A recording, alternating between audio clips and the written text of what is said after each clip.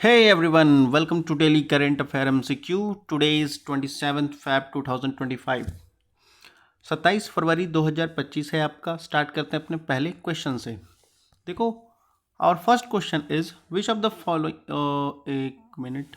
और first question is which of the following is the core objective of the global digital compact, जिसको GDC कहते हैं। ठीक है, इनमें से कौन सा है जो कोर ऑब्जेक्टिव है ग्लोबल डिजिटल कम्पैक्ट का। ठीक है, यानी बेसिकली जो ग्लोबल डिजिटल कम्पैक्ट है उसका ऑब्जेक्टिव क्या है, उस कम ये इसके बनाने का ऑब्जेक्ट पर्पस क्या है। ठीक है, तो आपका पहला कहता है mandating the national level AI regulatory framework.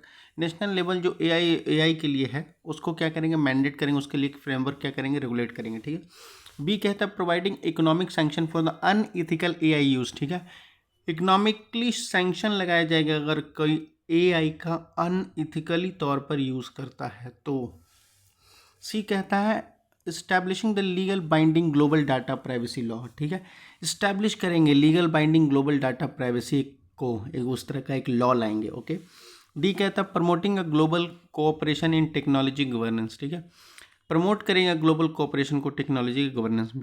Okay, तो बताओ इसमें से ग्लोबल डिजिटल कंपैक्ट को लेकर के कौन सा पर्पस है।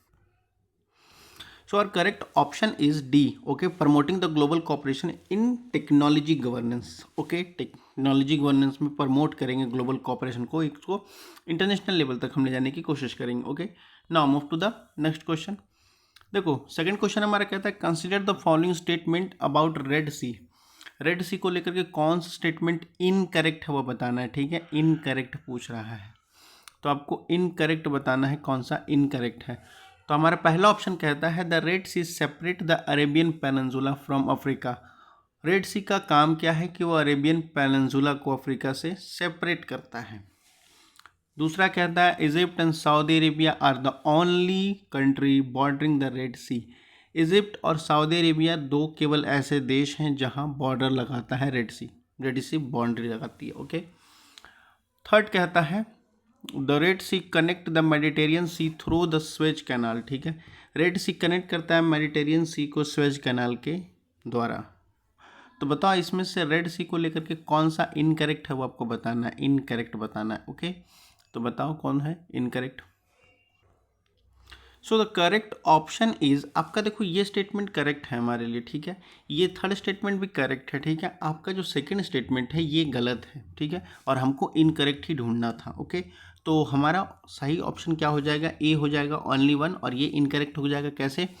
तो देखो सर, बात करता है इजिप्ट और सऊदी अरेबिया को ही नहीं, और भी देश हैं जो आपका क्या कह सकते हो अरेबियन सॉरी रेड सी के साथ बाउंड्री करते। तो और कौन सा देश है, तो देखो आपका यमन है। ठीक है, और सूडान। ठीक है, ये दोनों मिलकर के क्या करते हैं, और इजिप्ट और सऊदी अरबिया तो है, ये चार देश आपका रेड सी के साथ बाउंड्री बनाता है। ओके, तो आपका सही ऑप्शन ए हो जाएगा। Okay, now move to the next question. देखो, this is the last question of this session. Consider the following statement regarding the rare disease in India. ठीक है, रेयर डिजीज इन इंडिया मतलब वैसे disease जो बहुत ही rare हैं उसके बारे में बात करता है जो कि भारत में है।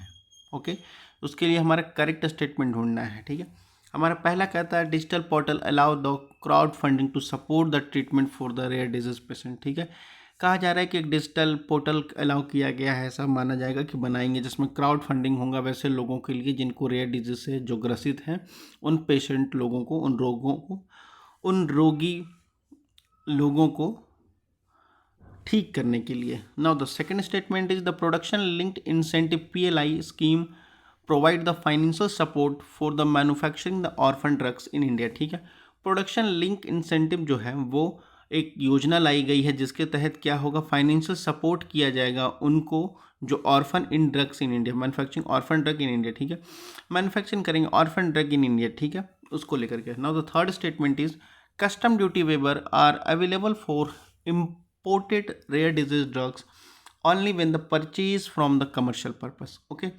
कस्टम ड्यूटी जो है वेबर को उन वो अवेलेबल है आपको इंपोर्ट और rare disease drugs only waiver purchase for the commercial purpose के लिए। ओके, तो बताओ इसमें से कौन सा स्टेटमेंट करेक्ट है रेयर डिजीज को लेकर के। सो हमारा करेक्ट ऑप्शन आपका फर्स्ट स्टेटमेंट फर्स्ट सही हो जाएगा, सेकंड भी सही हो जाएगा, थर्ड हमारा गलत हो जाएगा। थर्ड गलत यहाँ पर हो जाएगा, ये जो कमर्शियल पर्पस के लिए कह रहा है ना, नहीं, ये पर्सनल यूज़ के लिए होता है, ठीक है, ये पर्सनल यूज़ के लिए बात किया गया है, पर्सनल यूज़ के लिए। ओके, तो आपका फर्स्ट और सेकंड सही होगा, इसलिए थर्ड हमारा गलत हो जाएगा। इसके रिगार्डिंग हमारा सही ऑप्शन क्या हो जाएगा, बी हो जाएगा 1 एंड 2। ओके, तो ये आपका